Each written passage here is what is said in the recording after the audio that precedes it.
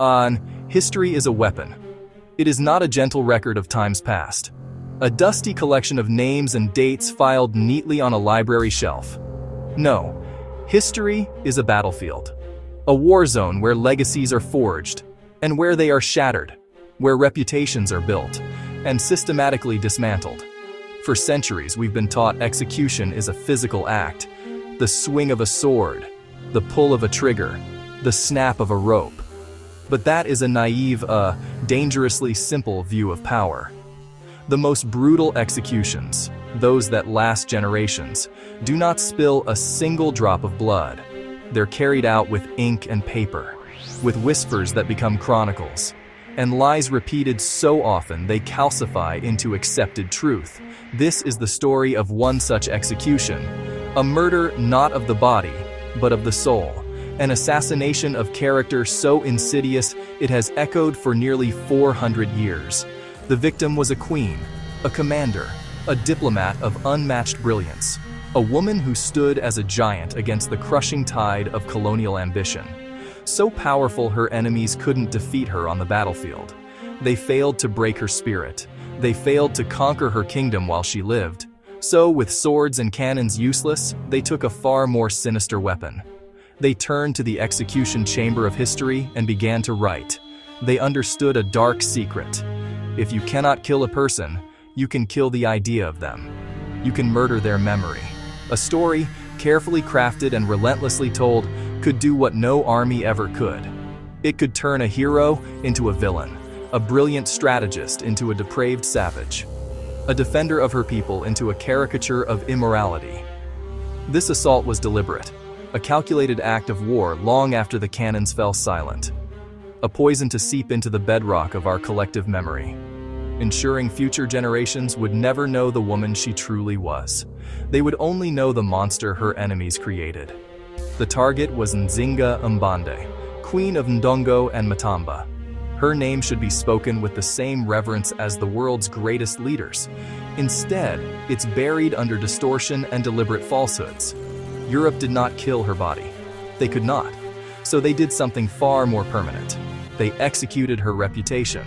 They dragged her legacy into darkness and chained it with lies.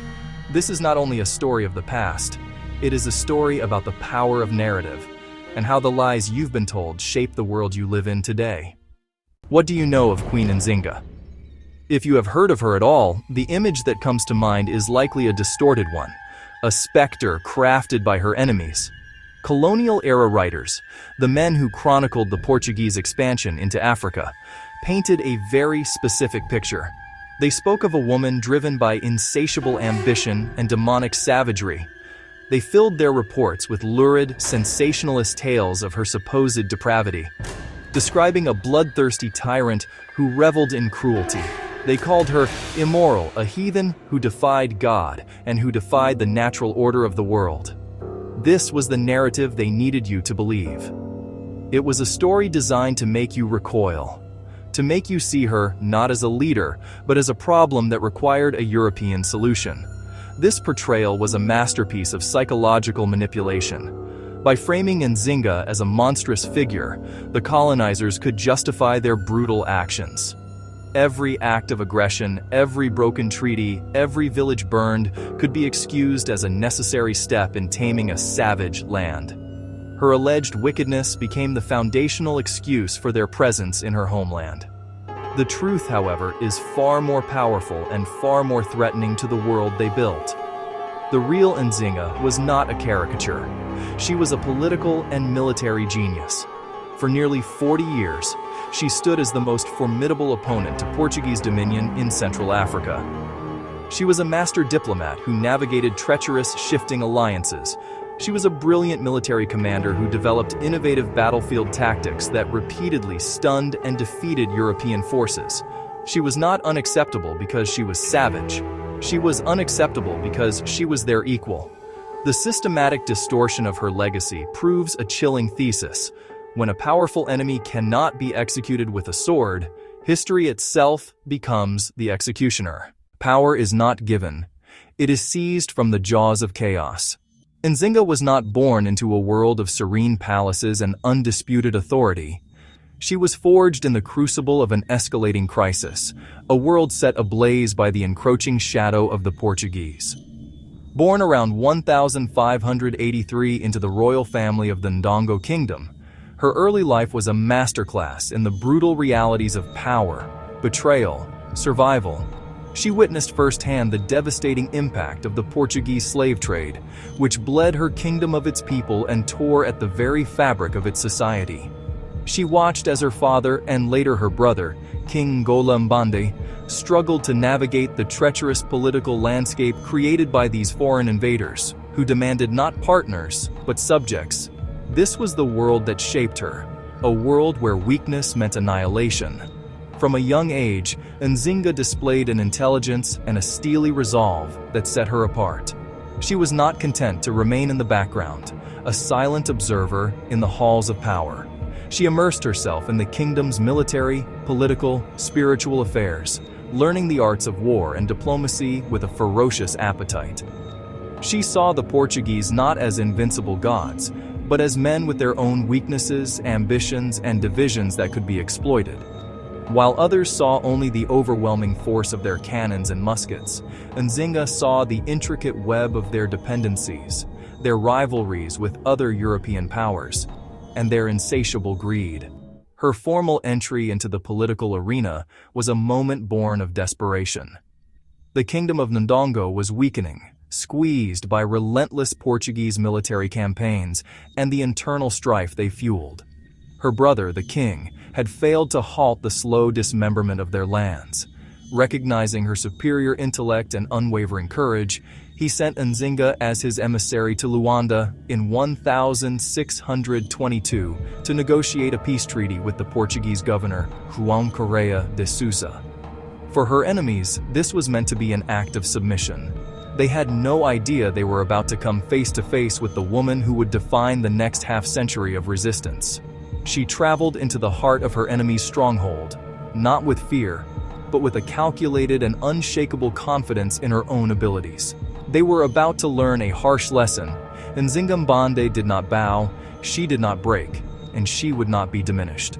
The crucible of crisis had forged a leader harder than any steel they possessed. The scene is now legendary, a testament to a mind that refused to be subjugated.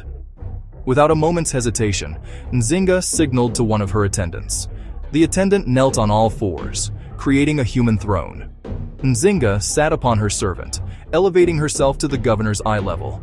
The psychological impact was immediate and devastating. In a single, silent act, she dismantled their power dynamic.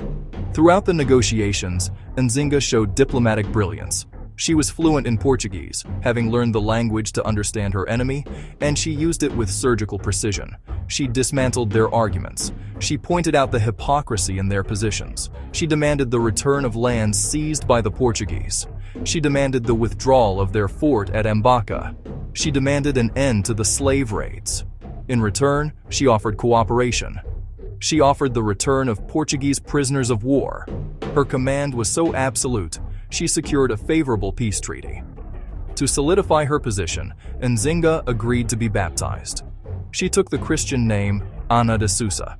The Portuguese read it as submission, but for Nzinga, it was a political maneuver. Diplomacy could only hold the wolves at bay for so long. The Portuguese, driven by an insatiable appetite for slaves and land, soon violated the treaty. When her brother died under mysterious circumstances in 1624, some suspect he was assassinated or took his own life in despair, Nzinga ascended to power. First as regent for her young nephew, then as Queen of Ndongo in her own right. The niceties of the negotiation chamber were over.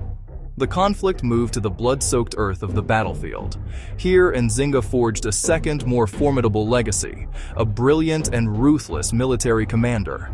She did not direct from a distant palace. She led from the front lines. Nzinga's strategies were revolutionary. Traditional Mbundu guerrilla tactics fused with innovative approaches to counter European firepower. Instead, she turned the terrain into a weapon. Her forces struck quickly from ambush, then melted back into dense forests and rugged hills.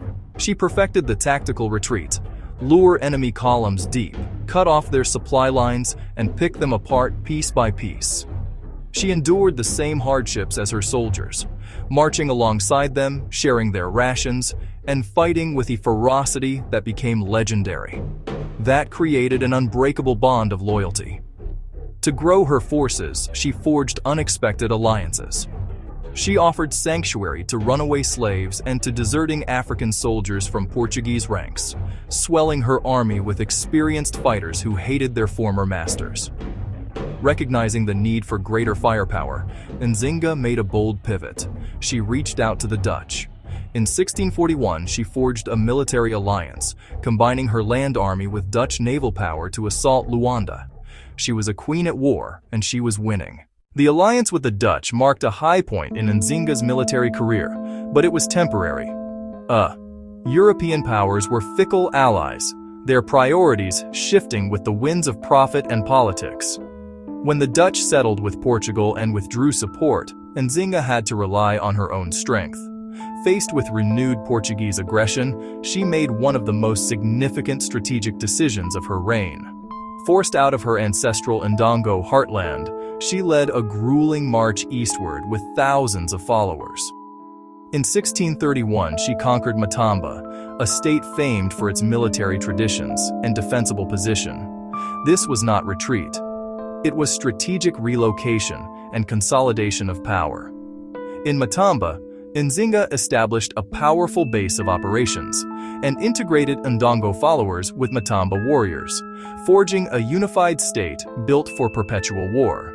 She transformed Matamba into a major commercial hub, diverting trade routes away from the Portuguese, cutting into their economic lifeblood.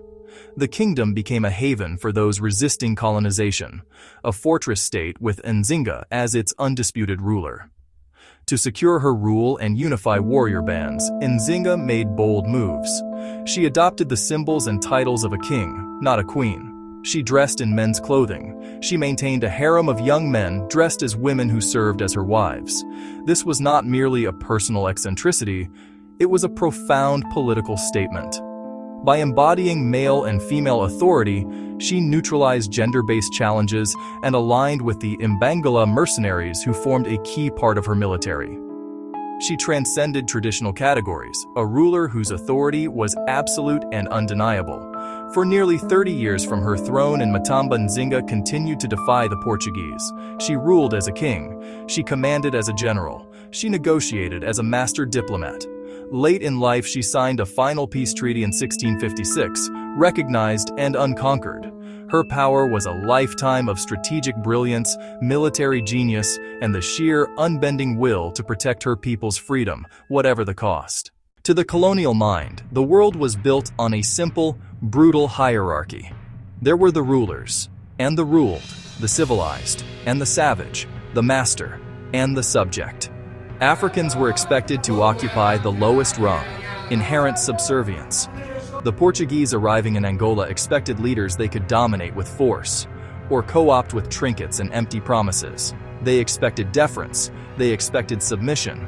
What they found in Nzinga was a shattering anomaly, a force of will that refused to bend, a walking, breathing contradiction to divine right and gunpowder. The legendary moment, she commanded her servant to be a human throne, a silent, powerful declaration. She would not be diminished. She demanded to be treated as an equal. The Portuguese governor found that concept foreign and offensive. Submission was the price of peace. Nzinga would never pay that price. Not for herself, not for her people. A compliant leader could be a puppet, useful for extraction. But Nzinga, who saw herself as a peer, was an existential threat. She was unacceptable because she refused the role they assigned. She ripped up the script and wrote her own.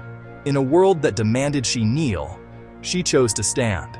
Ultimately, Nzinga's greatest sin, the core reason she was so fundamentally unacceptable, was her unwavering belief in her own equality. It was a belief she demonstrated not with words, but with every action she took for over 4 decades. Her entire life was a testament to a single radical idea, that she, an African woman, was the equal of any European king or commander. And in the context of colonialism, A demand for equality is the most revolutionary act of all. The colonial enterprise was built on a foundation of inequality. It required the dehumanization of the other to justify their exploitation. Less intelligent, less civilized, less human. Nzinga's existence was a living refutation of this lie.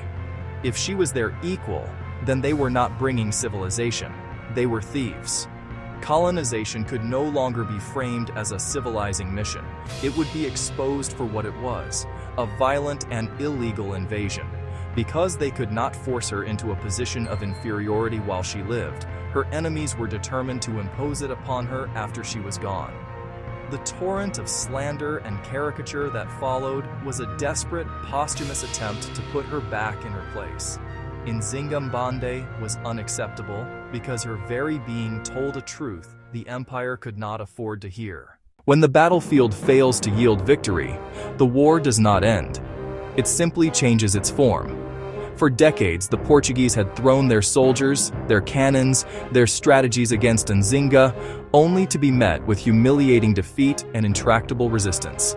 Her physical execution was an impossibility, so they turned to a weapon that required no gunpowder and shed no visible blood. They unsheathed the narrative weapon. The pen became the new sword, and history itself was turned into the executioner's block. This was a conscious and deliberate campaign of character assassination, orchestrated by the very men she had outmaneuvered: colonial officials, military officers, European missionaries. They understood that if they could not defeat Nzinga in life, they could redefine her in death. The ink flowing from their quills was a slow-acting poison, intended to corrupt her memory forever.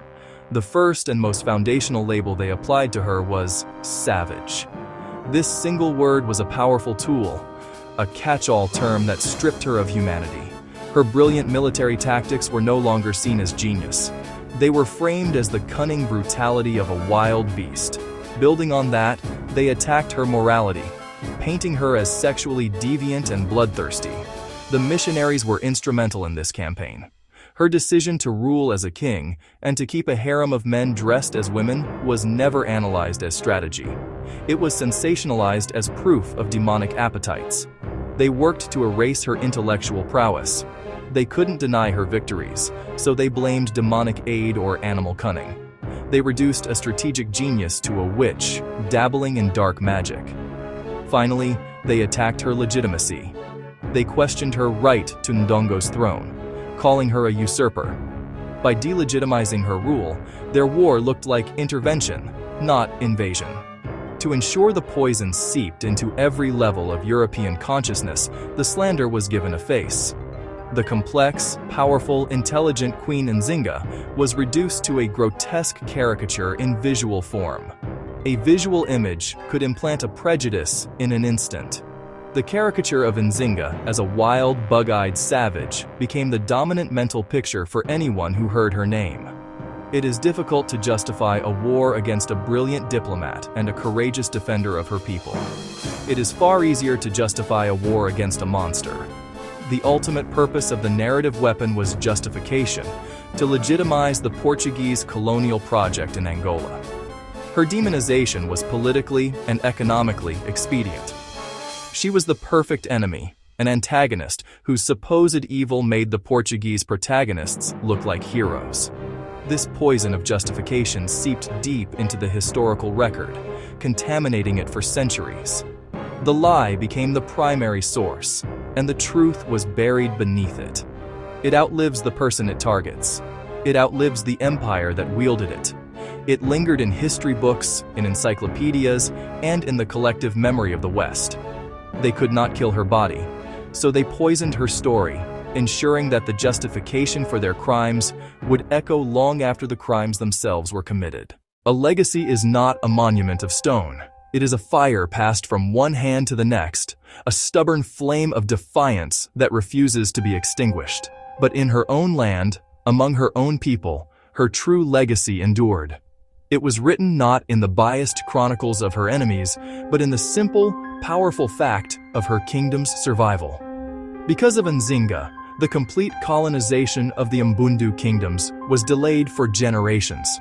Even after her death in 1663 at the age of 80, the kingdom of Matamba, the state she had forged in fire, remained a bastion of independence. Her strategies, both military and diplomatic, became a blueprint for future leaders. She had demonstrated that European powers were not invincible. While her enemies were busy assassinating her character in their books, her true legacy was breathing, fighting, and surviving on the very land she had sworn to protect. She bought her people centuries of continued existence, but a lie, no matter how old or powerful, cannot hold back the truth forever. In recent decades, a new war has been waged, a war of reclamation.